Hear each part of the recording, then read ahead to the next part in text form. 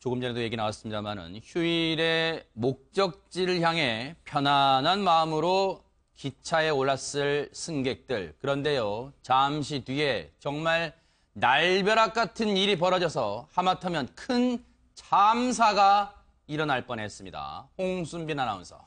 네, 이렇게 기차 여행을 떠날 때 자리에 딱 앉으면 기차를 늦지 않고 탔다는 안도감과 또 여행을 출발할 때 느끼는 이 설렘이 동시에 느껴지는데요.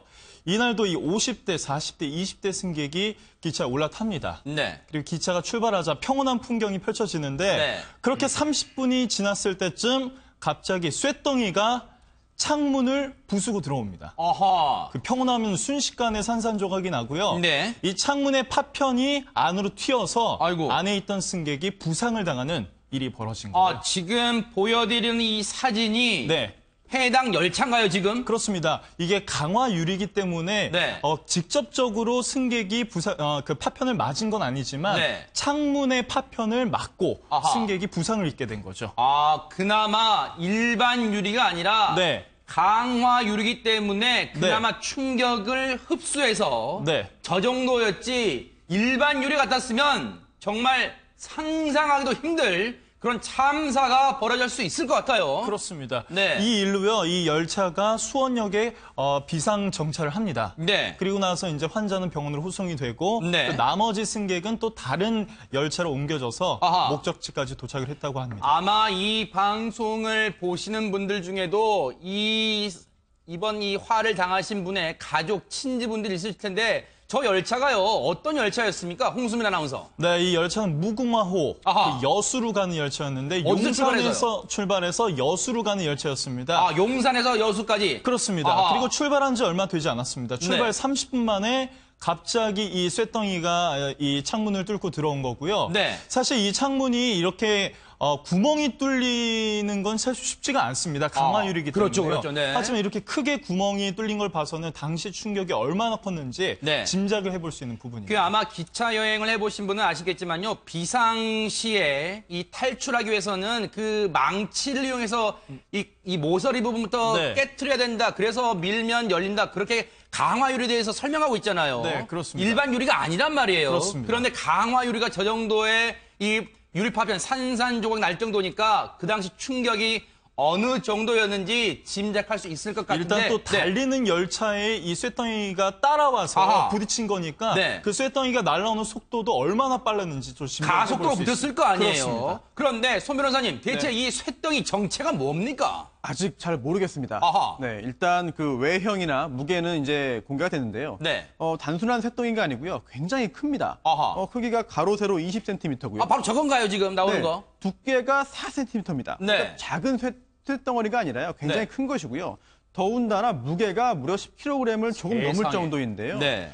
팔각형 모양이고요. 보시는 네. 바대로 가운데 구멍이 뚫려 있습니다. 너트 아하. 모양이죠. 그리고 이게 바깥쪽 모서리 부분이 상당히 지금 달아있죠. 마루되어 그러네요. 있고 또 녹두스러 있었습니다. 아하. 그래서 이게 상당히 오랜 기간 외부에 공기에 노출되어 있었던 그런 것이 아닌가 짐작은 되는데 정확히 어디에 쓰이는 것인지 왜 네. 거기에 있었는지 또는 어떤 이유로 과연 열차로 이게 날아들었는지는 아직까지 확인되지 않은 상태입니다. 지금 언론들이 이 철도 당국 그리고 철도 경찰대 등의 이제 취재를 해보니까 저 너트의 정체가 뭔가 궁금하시잖아요. 그래서 이 철도 경찰대 얘기를 들어보니까 저 너트가요, 이 기둥, 아마 이 철제 기둥이나 콘크리트 기둥을 세울 때 쓰는 그런 건가 봐요.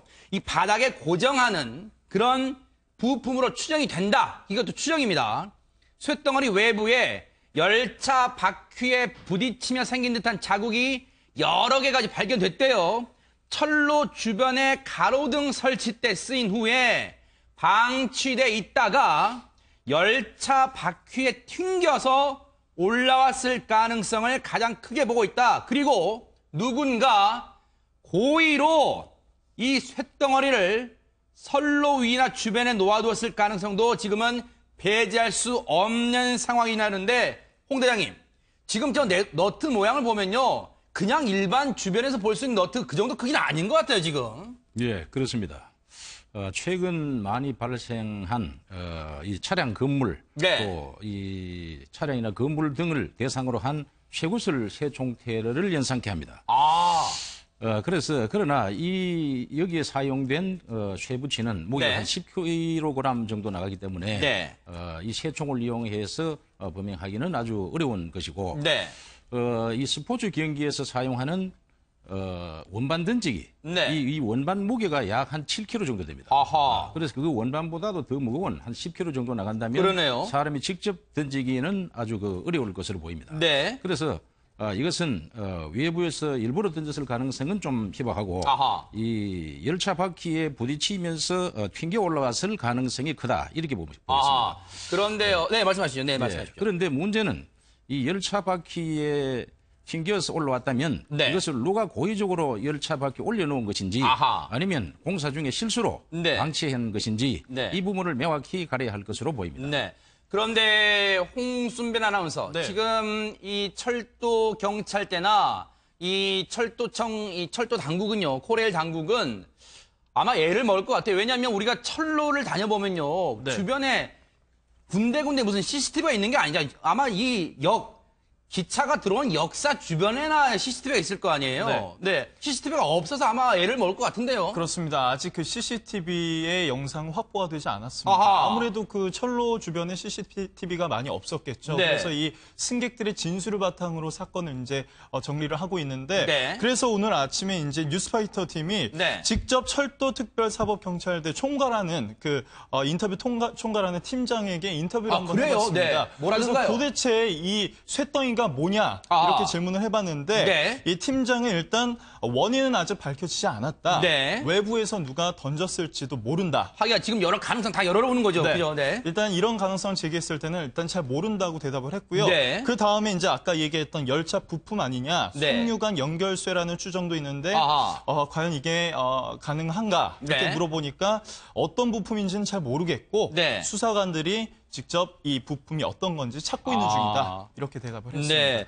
그럼 세 번째 또 그렇죠. 가능성이 있습니다. 네. 선로에 놓여 있었거나 가로등 설치했다가 이 부품을 방치한 게 아니냐, 아. 이런 의혹에 대해서 물어보니까 네. 이것에 대해서는 뜬 소문, 헛소문이다. 가로등 어허. 설치 때 방치됐다는 거는 사실이 아니다라고 아, 입장을 그러니까 이 밝혔습니다. 부분은 코레일 측의 과실 가능성은 극히 낮다. 지금 이 부분을 언급하는 것 같아요. 네. 선로 작업 중에 실수로 그 너트를 올려놨을 가능성은 상당히 좀 낮다. 지금 그 얘기를 지금 강조하는 것 같은데, 그렇다면 이게 이 진술 인터뷰의 신빙성을 높게 본다면 최명기 원장님, 이제 남은 가능성은 누군가 고의로 이 녹슨 너트를, 이 무게가 10kg에 달합니다. 이걸 선로에 올려놨을 가능성, 그렇다면 10kg, 물론 이 덩치 큰 청소년들이 올려놓을 수도 있지만 10kg의 무게라면 성인들이 했을 가능성도 배제할 수 없고요.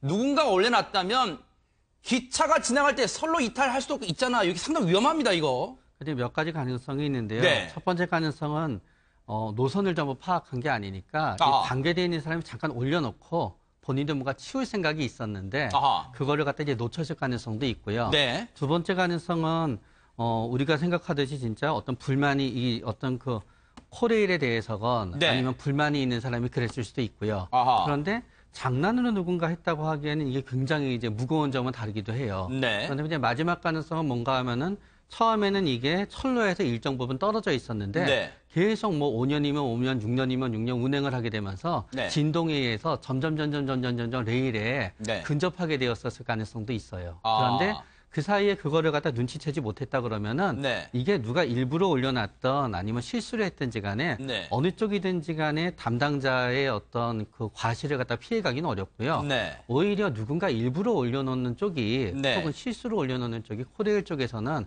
과실이 덜할 수도 있게 되는 것 같아요. 네. 지금 만약에 손 변호사님, 네. 누군가 이 가로 세로 20cm, 두께 4cm이나 무게는 무려 10kg에 달합니다. 이걸 지금 여러 가능성을 다 열어놨으니까요. 만약에 선로에, 반대편 선로에 누군가 이 쇳덩어리를 올려놨다면 진짜 상상하기도 싫은 그런 상황 벌일 수 있어요.